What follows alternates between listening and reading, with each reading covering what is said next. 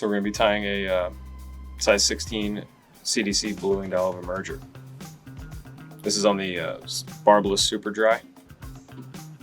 I like the curved hook on this one, especially if fish are eating emergers. The back of the fly sits a little bit lower. It just looks more natural. So this is Danville 70 denier and olive. You can use UTC as well. I like that thread a lot, but the olive UTC is hard to find, but Danville is just as good. So this is brown Z-Lon. Tying a trailing shuck with this. Doesn't need to be too thick. And I always tie it in so I'm laying it on the whole body so I don't have a bump. If you just tie it in at the tail, you're gonna get a funny looking taper.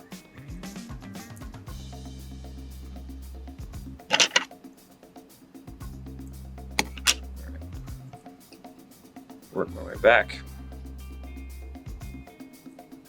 And this is a turkey Biot quill and blowing olive color. So I always tie this with the straight, stiffer side down. And this is on my side of the hook. If this works correctly, usually it'll give me the ridged look on the first wrap. I remember Biots are a little hard to figure out at first. All right, that worked. Sometimes they want to fight you. They'll twist and end up on the wrong side. So you can use hackle pliers, or what you can do is make a wrap and then just hold one finger there just so it doesn't unravel, and then grab the other side.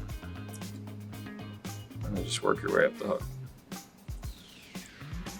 This piece is pretty long, but sometimes you get a short one, the hackle pliers will definitely help. All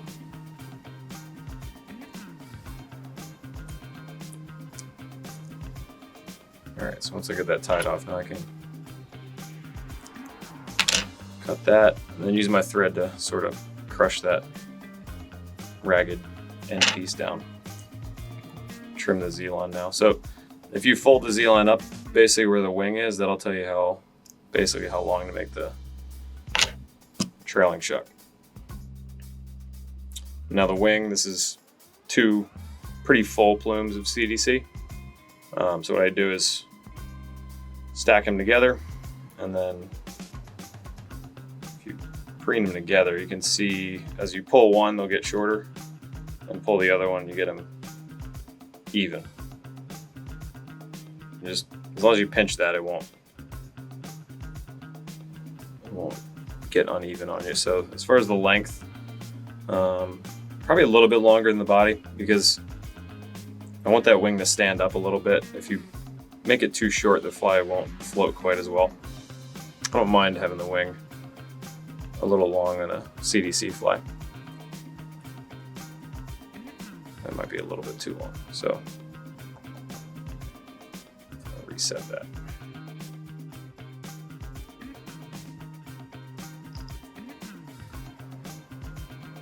That should. So I gave it one wrap on the wing, give it another wrap in front. If you get some turns in front of it, it'll trap it better. And just nice sharp pair of scissors right at the front there. So I get that little bump CDC. So I'll take, this is some olive squirrel dubbing. Squirrel doesn't float quite as well, but this is an emerger, so I don't mind the fly. This is something I use in flatter water, picky fish.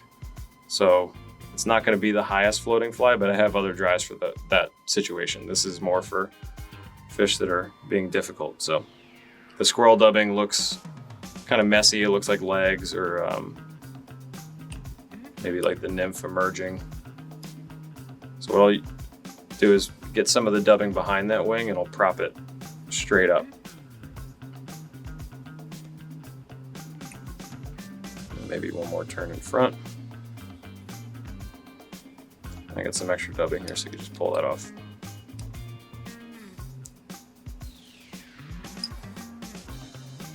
you do it right, there should be like the wing is kind of flared out and standing up straight.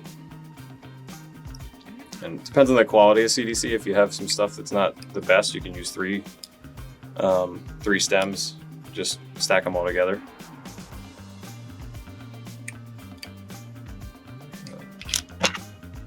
And that's it. Hope that helps.